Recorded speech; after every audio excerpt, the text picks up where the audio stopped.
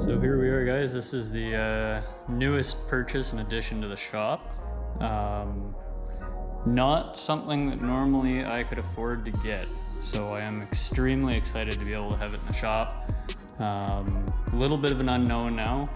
It does need some work, does need some repair. Exactly what's required is not really known right now.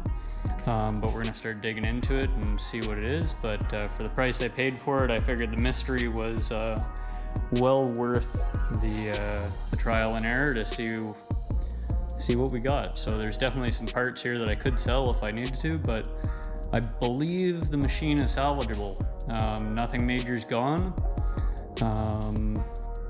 You know, everything seems to be working.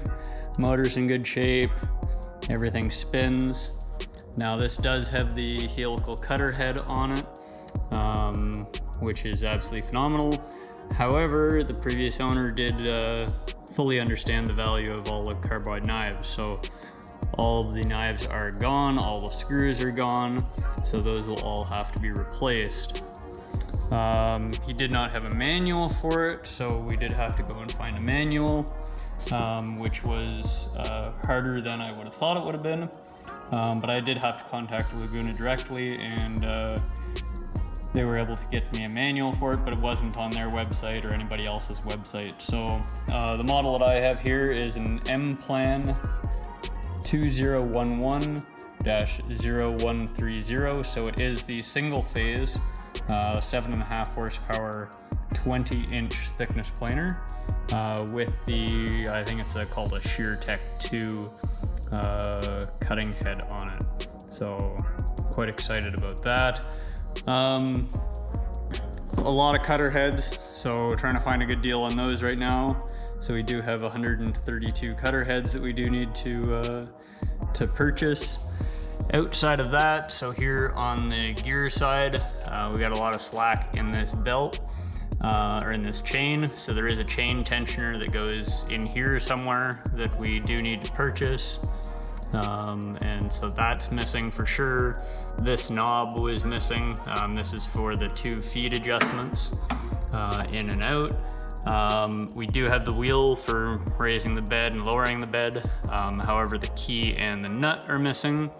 So again, nothing, you know, too major there. And so far everything else looks intact.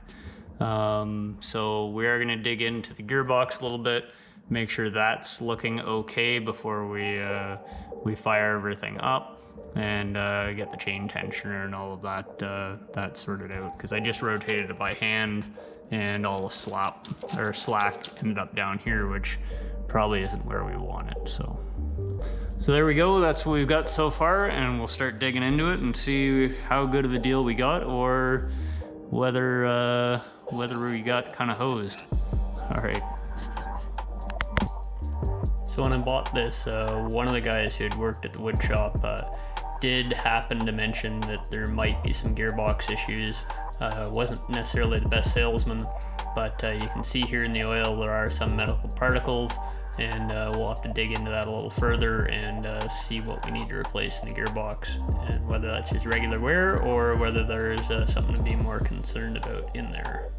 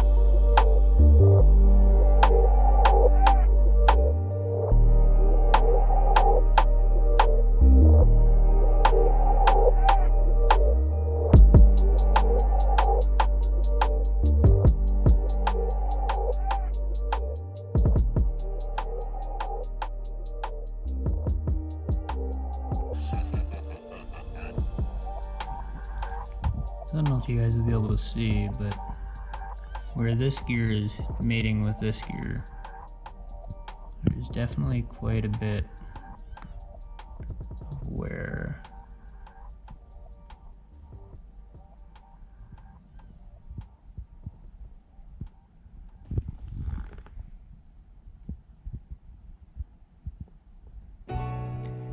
Now whether that warrants replacing this or not, I'm not sure. I'll have to see whether that's available. Now it looks like it's just pressed in to that bore, so it might be kind of tricky to get out.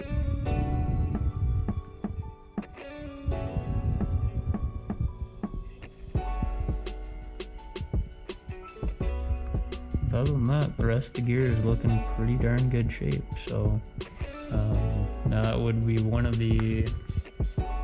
the main drive sprocket, I guess, or drive gear that rotates with everything. But yeah, there is quite a bit of shaft play in this one, and I don't know how normal that is. I guess it's supported on the other end as well, but yeah, we'll have to take a look at that.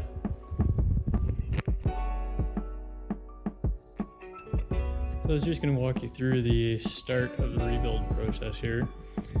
So first off, this is the output drive from the helical head, and that goes into the gearbox and then drives your in feed and out feed rollers. And as you can see, there's a fair bit of wear on that. So that's one more thing we're going to be replacing. So in order to do that, we're going to pull the entire shaft out. So we got the gearbox already disassembled. You know, fairly simple, just 4 bolts, and then or 5 bolts, and then prying it off the pins here. I've also pulled off the 2 pulleys here that go for your drive sprockets.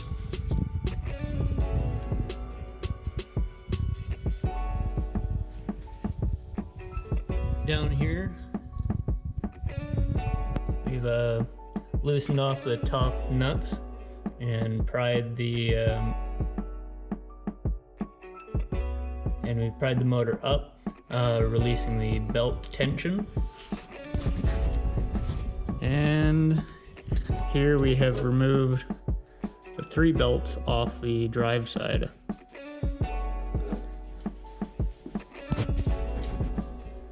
So with this as well, we've got the drive pulley here. We've got it off. Once we get the shaft sliding a little bit, then we'll be able to pull it off. Just trying to avoid taking off this outside cover, as it also has the emergency stop and drive key. So if I can avoid doing that, then that'll be great. Got a couple pieces of scrap wood in here, and we have raised the bed so that it is just touching the helical head. So all the knives are out of it, but I can just barely kind of move this, so it's just touching, so that that'll allow us to slide it out without it dropping down. So there's only a couple gears in the gearbox that are actually showing some wear.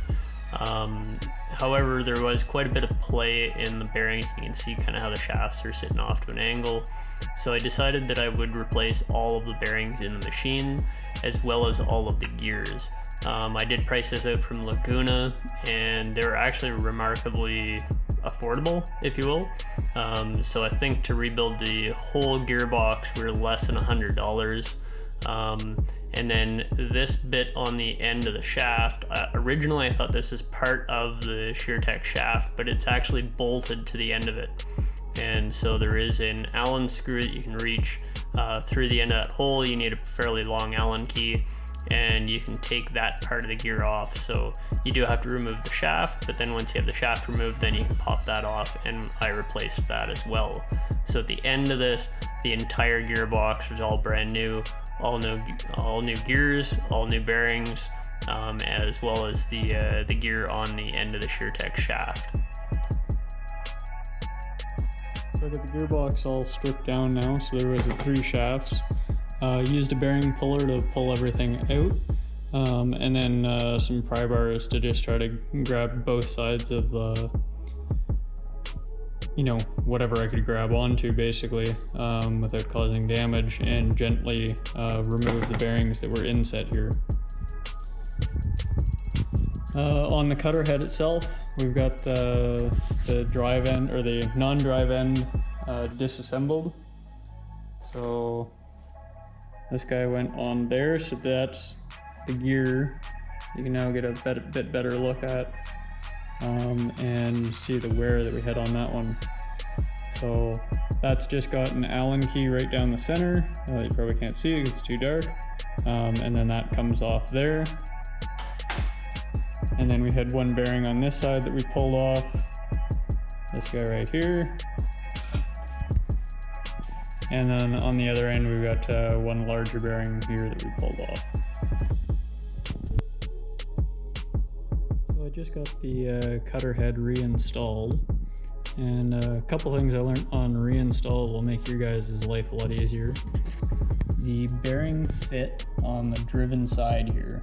This bearing will actually slide right into this. It's probably a size on size or a little less than that. There is some clearance, so as far as sliding the whole assembly into this housing, it slides in pretty easily. I just adjusted the bed up and down until I could slide it straight in, and then when I had my couple boards supporting it, these would slide on the table, and I was able, just me pushing on the end of the shaft, was able to get this fully seated against the C-clip. So that went in really easy. The other thing that I noticed more on assembly than on disassembly is that on this end, this guy here, where the other bearing sits for the cutter, that again has the same clearance that the other side does. So in theory, when you're disassembling, you should be able to undo these four screws up at the top, and then pry from the cutter head to this block here and remove the whole gearbox prior to removing the cutter head. In the manual, it does talk about removing the whole assembly together. I would somewhat caution that, just because I would be worried. So now that I realize that these two pieces aren't actually physically connected to each other, I would be worried that when I pulled it out, if I did pull on the gearbox, that accidentally that would come detached from it as I'm carrying it.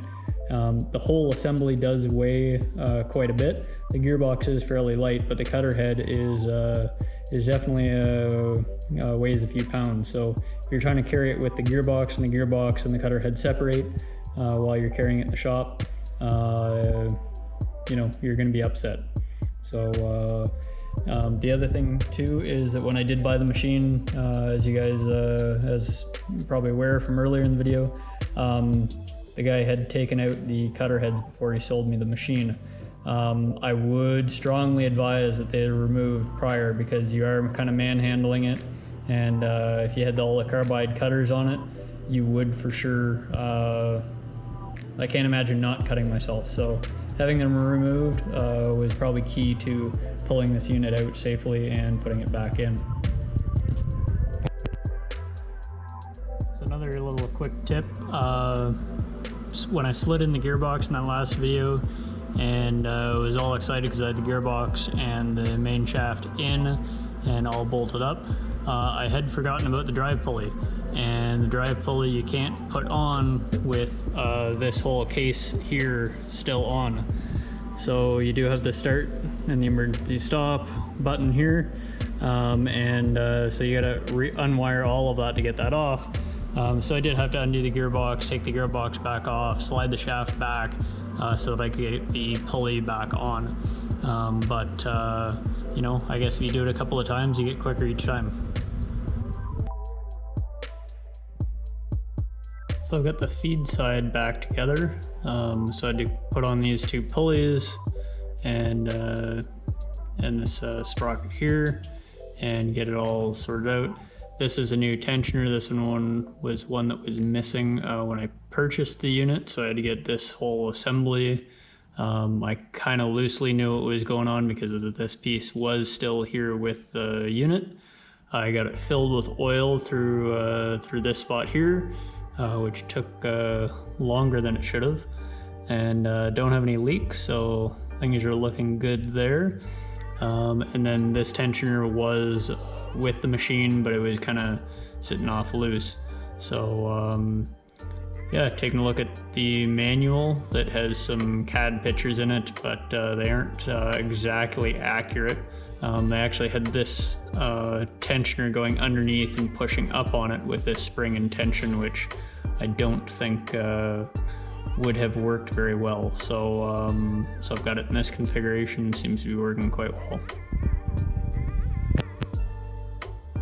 So lessons learned. I have probably put this end together 3 or 4 times now. So tried sliding the sprockets on and off. And my biggest issue was with the alignment here. And so basically there's very minimal differences between the inside of the pulley, or inside of the sprocket and the outside of the sprocket, as far as the distance that it will space it on the shaft.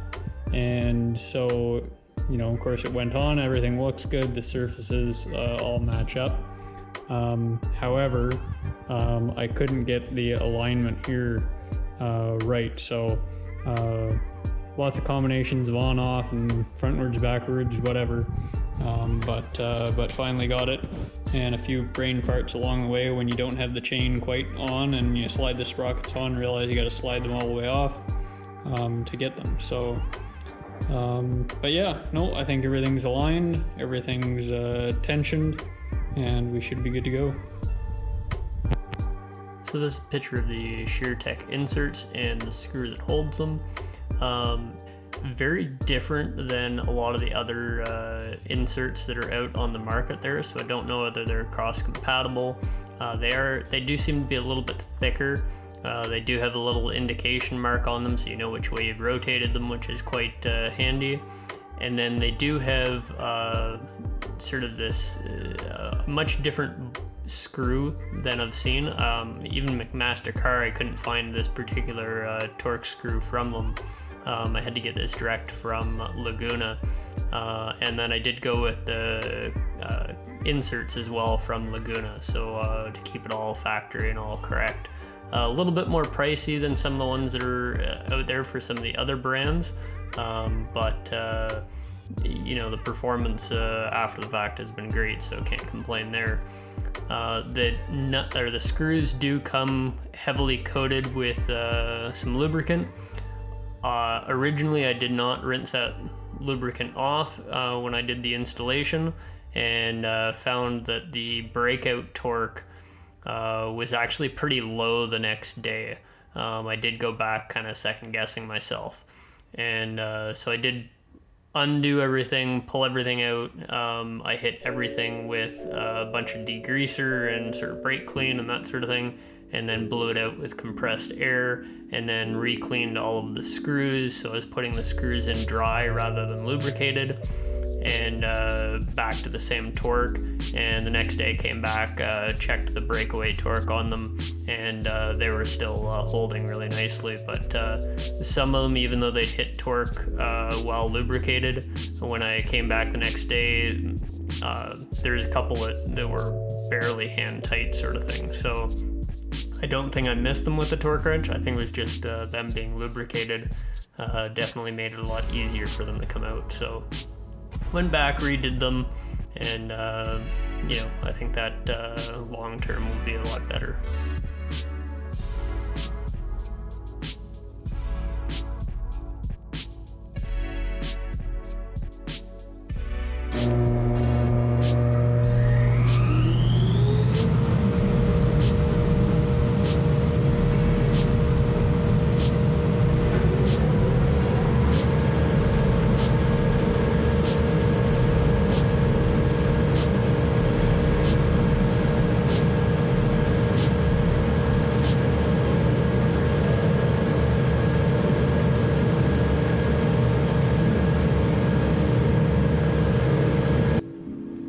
So another little bit of information that the previous owner gave me was that before they pulled this out of production, they were having quite a bit of problem with snipe.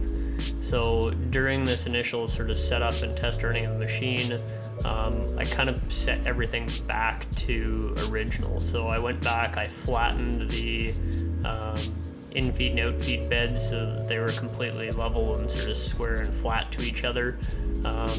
And then I was still having some snipe, and so I realized that there's 4 screws that set the pre-tension on the in-feed and out-feed roller on this machine, and those were completely out of whack with each other. So there were some that were really cranked down tight and some that were loose, and so I brought those back to 0 basically, and equal pressure left and right and sort of front and back, and that completely eliminated all snipe. So this has been one of the sort of pivotal moments, I guess. If you watched the previous video where I was making the kitchen island, you would have seen me and fast forward for hours and hours and hours at the drum sander, trying to essentially thickness plane pieces like this. Now this one already did pass through the sander, however I had a bad lamination or glove joint, and so I cut that back open and put the board back together just for some cutting boards that I'm going to be making. But let's compare how fast it takes to clean this up and clean up the joints versus how it was back a year ago when I was doing the thickness planer route.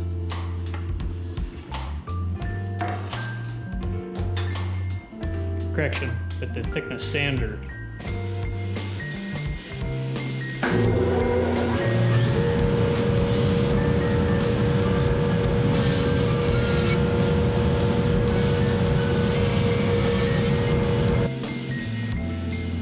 So here's the result.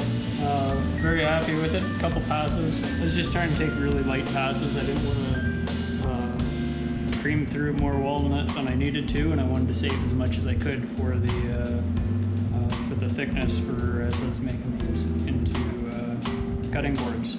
So went really well. Substantially faster, substantially less dust. Just using the machine for what it's designed to do, versus taking a machine that isn't designed for what it's supposed to, for what you're using it for, and kind of forcing it to do that. But at the time, that was the machine that I was able to purchase used for a price I was able to afford. I just completely lucked into this unit. I had to rebuild it. However, it's producing just flawless results. Couldn't be happier with it. I'd encourage everybody to just keep your eye out for these machines.